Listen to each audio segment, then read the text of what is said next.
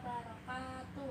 Waalaikumsalam warahmatullahi wabarakatuh. Ya, sudah di kelas semuanya anak-anak?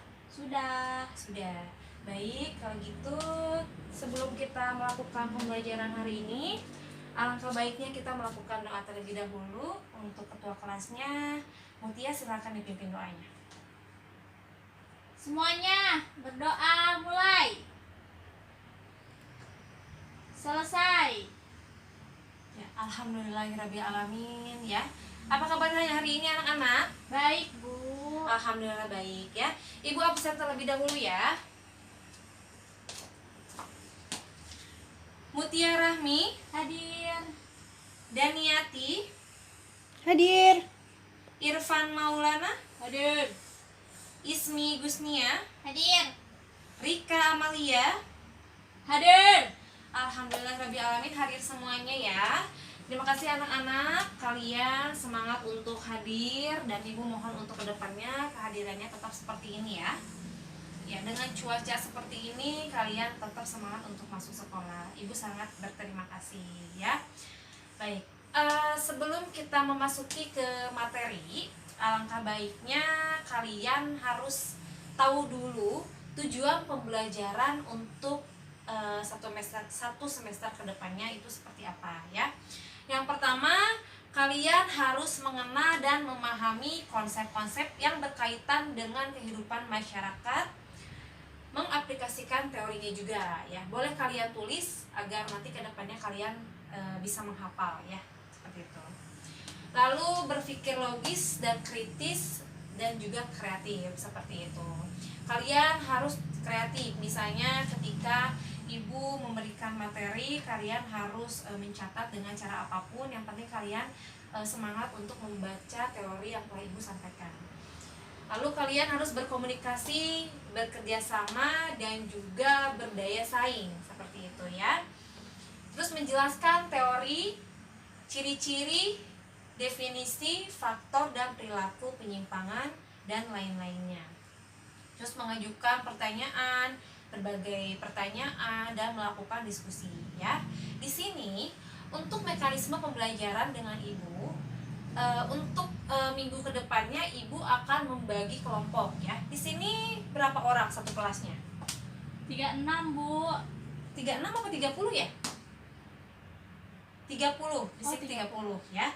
Berarti untuk kedepannya ibu akan membagi 6 kelompok, masing-masing satu kelompoknya ada 5 orang ya, seperti itu. Nanti setiap kelompok ibu akan kasih teori yang berbeda ya. Bisa dipahami? Bisa, Bu. Bisa dipahami ya. Lalu untuk mekanismenya, nanti pada saat ibu sudah membagikan teori kepada kalian, nanti kalian akan ibu berikan tugas untuk melakukan diskusi atau melempar pertanyaan. Misalnya contoh, kelompok A membuat pertanyaan dan melempar pertanyaan ke kelompok B. Begitupun kelompok B sebaliknya akan memberikan jawaban ke kelompok A, seperti itu. Begitupun juga sebaliknya, nanti ibu akan acak setiap kelompoknya. Misalkan kelompok ini dengan kelompok yang itu akan melakukan tanya jawab atau lempar tanya jawaban, seperti itu ya. Bisa dipahami? Bisa, Bu. Baik. Ya, untuk pembagian materinya ibu akan bagikan nanti di akhir pembelajaran. Dan sekarang kita akan melakukan atau akan langsung masuk ke teori ya. Seperti itu. Oke, kita mulai ke materi. Lalu, hakikat sosiologi. Sosiologi adalah ilmu pengetahuan yang objek studinya adalah masyarakat. Istilah sosiologi sendiri pertama kali dikemukakan oleh seorang sosiolog berkebangsaan Prancis bernama Auguste Comte. Menurut beliau, sosiologi berasal dari bahasa Latin yaitu socius yang artinya teman, lalu logos yang berarti bercerita. Lalu pada awalnya sosiologi itu adalah bercerita tentang teman, kawan, atau dalam artian masyarakat. Objek kajian sosiologi, jadi ilmu itu harus mempunyai objek studi yang dapat dipahami dari segi formal maupun material. Dari segi material, Bagaimana kita ketahui, sosiologi adalah objek yang diteliti secara materi adalah manusia. Lalu secara formalnya apa? Secara formalnya adalah hubungan antara manusia. Lalu sosiologi menurut para ahli. Nah, menurut Durkheim, pokok bahasa sosiologi adalah fakta-fakta sosial. Fakta-fakta sosial apa sih? Jadi adalah pola-pola atau sistem atau hal-hal yang mempengaruhi manusia untuk bertindak, berpikir, dan merasa. Fakta sosial tersebut berada di luar individu dan mempunyai kekuatan memaksa dan mengendalikan manusia. Lalu sosiologi menurut Max Weber. Menurut Max, pokok kajian sosiologi adalah tindakan sosial. Namun tidak semua tindakan yang dilakukan oleh manusia itu adalah suatu tindakan sosial atau proses sosiologi. Oke, selanjutnya menurut Weichbill. Jadi dia berpikir atau mengemukakan sebuah konsep yaitu hayalan sosiologis. Jadi hayalan sosiologis ini diperlukan untuk memahami yang terjadi di masyarakat atau yang ada di dalam masyarakat. Jadi ini diperlukan untuk dapat memahami sejarah, riwayat hidup pribadi, atau hubungan antara keduanya. Lalu menurut Peter L. Berger, jadi pokok sosiologi menurut Berger adalah pengungkapan realitas sosial. Jadi seorang sosiolog harus bisa mengungkap berbagai masalah-masalah yang ada di masyarakat atau sosial. Lalu ciri sosiologi menurut ilmu pengetahuan, yang pertama harus bersifat empiris. Jadi ilmu pengetahuan itu harus berdasarkan pada observasi dan kenyataan yang dapat dinalar secara akal. Lalu teoritis. Jadi ilmu pengetahuan itu harus berusaha menyusun atraksi hasil-hasil pengamatannya. Lalu kumulatif. Jadi sebuah ilmu itu disusun berdasarkan teori-teori yang sudah ada sebelumnya. Lalu non-etis. Jadi tidak mempermasalahkan baik atau buruknya ilmu, tapi bisa memecahkan sebuah masalah. Lalu sejarah perkembangan sosiologi. Jadi sosiologi itu awalnya adalah bagian dari filsafat filsafat sosial. Lalu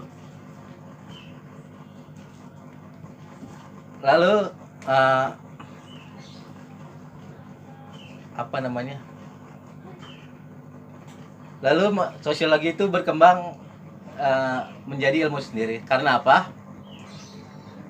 Karena menurut Berger tadi dengan Peter L. Berger, karena ancaman terhadap tantangan sosial itu ada. Pertama, hal-hal yang mempengaruhi tadi yang saya sebutkan,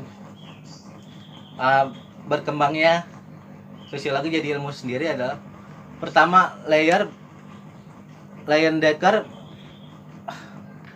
mengidentifikasi ancaman meliputi pertama,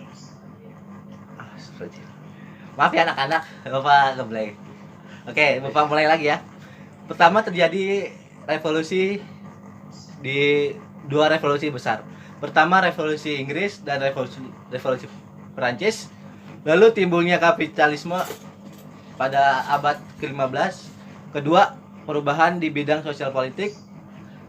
Ketiga, perubahan akibat gerakan reformasi yang dicetuskan Martin Luther. Lalu meningkatnya individualisme. 4, lahirnya ilmu pengetahuan modern. 5, berkembangnya kepercayaan diri masyarakat. Jadi itulah dasar-dasar yang mengapa sosiologi menjadi ilmu sendiri. Lalu Auguste Comte melihat perubahan-perubahan sosial jadi masyarakat ini tidak selalu positif dan ada juga yang negatif. Jadi beliau mengusulkan atau mengkonsepkan bahwa sosiologi harus jadi ilmu sendiri. Oke, selanjutnya sosiologi, kedudukan sosiologi di antara ilmu-ilmu lain. Jadi sosiologi merupakan ilmu murni dan merupakan terapan. Kenapa dikatakan murni? Pertama, dia adalah membahas tentang manusia. Jadi bahas suatu realita yang ada. Lalu terapan. Kenapa terapan? Karena sosiologi itu juga membahas tentang hubungan manusia ke depannya, dan atau mempelajari ilmu manusia yang sudah ada sebelumnya. Baik, semuanya sudah mengerti materi yang tadi Ibu sampaikan?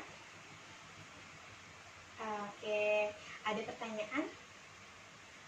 Baik, kalau sudah tidak ada pertanyaan, Ibu akan melanjutkan materi yang selanjutnya ya. Jadi Ibu akan mengevaluasi materi yang sebelumnya secara ringkas. Jadi sosiologi adalah ilmu yang khusus mengkaji masyarakat. Para sosiologi berperan memberikan gambaran realitas sosial yang dikaji secara ilmiah dengan metode-metode tertentu guna mendapatkan ilmu pengetahuan. Ilmu pengetahuan itu akan dimanfaatkan untuk membantu dalam menyelesaikan masalah-masalah sosial yang dihadapi oleh masyarakat. Nah, secara ringkasnya nih, konsep-konsep dasar sosiologi yang ada di masyarakat itu terbagi menjadi 6. Yang pertama adalah perubahan sosial. Yang kedua, ketertiban dan pengendalian sosial. Yang ketiga, itu ada sosialisasi. Yang keempat, organisasi sosial. Yang kelima adalah mobilitas sosial. Keenam, ada masalah-masalah sosial. Jadi, sosiologi ini termasuk ilmu pengetahuan murni ya. Yaitu merupakan pencarian ilmu pengetahuan, bukan pada praktis penggunaannya, namun sosiologi juga merupakan terapan. Baik, anak-anak sudah mengerti? Ada yang ingin ditanyakan? Sudah mengerti semua ya? Kalau misalkan tidak ada pertanyaan, Ibu yang akan bertanya pada kalian, dan Ibu akan memberikan nilai pada kalian yang menjawab pertanyaan Ibu. Ini mudah sekali nih pertanyaannya kalau misalkan kalian memperhatikan materi yang disampaikan sebelumnya. Jadi tujuan sosiologi adalah, menurut kalian tujuan sosiologi itu apa? Ayo, siapa yang tahu? Masa nggak ada yang tahu? Dapat nilai loh ini. Iya, Ardi. Apa tujuan sosiologi? Kurang tepat. Udah benar tapi kurang lengkap, kurang tepat. Ada yang ingin menambahkan temennya? Ardi tetap Ibu kasih nilai ya, karena dia sudah berani menjawab pertanyaan Ibu. Ayo, siapa lagi yang ingin menambahkan? Ya, Maria, coba. Iya, betul. Tujuan sosiologi adalah melakukan pencarian untuk mendapatkan pengetahuan sedalam-dalamnya tentang masyarakat dan mencari cara untuk menyelesaikan berbagai masalah yang ada di masyarakat. Ini ada pertanyaan kedua lagi nih. Apa sih kegunaan sosiologi? Ayo, ada yang tahu? Iya, Dian. Kegunaan sosiologi apa? Iya, betul. Kegiatan sosiologi itu, kegunaan sosiologi itu adalah untuk pembangunan dan juga penelitian. Oke, pertanyaan terakhir nih. Ayo, siapa yang mau dapat nilai? Apa sih peranan sosiologi itu? Apa saja peranan sosiologi maksudnya? Ayo, siapa yang tahu? Rina, oh ya, Rina tahu. Coba Rina. Ya, betul. Peranan sosiologi itu sebagai ahli, sebagai konsultan kebijakan, sebagai guru atau pendidik, dan juga sebagai teknisi. Baik, kalau sudah semua, kemarin Ibu pernah menyampaikan kalau Ibu suruh menyiapkan kalian 2 buku tulis, buku tugas dan juga buku catatan. Dibawa nggak buku tugasnya? Dibawa. Ya udah, dikeluarin buku tugasnya karena Ibu akan memberikan tugas pada kalian. Jadi ini cuma 2 soal esai saja. Bu dikte ya soalnya ya. Nomor 1.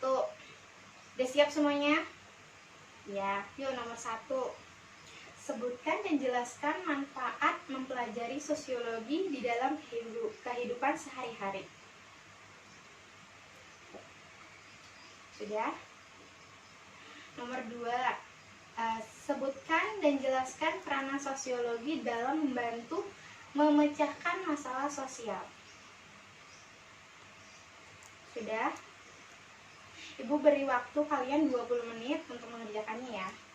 Semuanya sudah Ibu nilai ya tugasnya ya, dan juga sudah Ibu masukkan ke daftar nilainya. Semuanya sudah mengerti?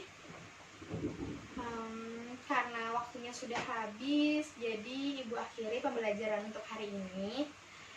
Minggu depan Ibu akan memberikan materi tentang nilai sosial dan juga norma sosial. Ibu harap kalian membaca-bacanya ya di rumah ya. Karena minggu depan Ibu akan memberikan pertanyaan seperti tadi, itu akan menambah nilai kalian. Jadi harap baca-baca di rumah, dan juga materi yang tadi dibaca juga di rumah. Oke, Ibu akhiri ya pembelajaran hari ini. Semoga bermanfaat untuk kita semua. Ketua kelasnya dipimpin dulu doanya.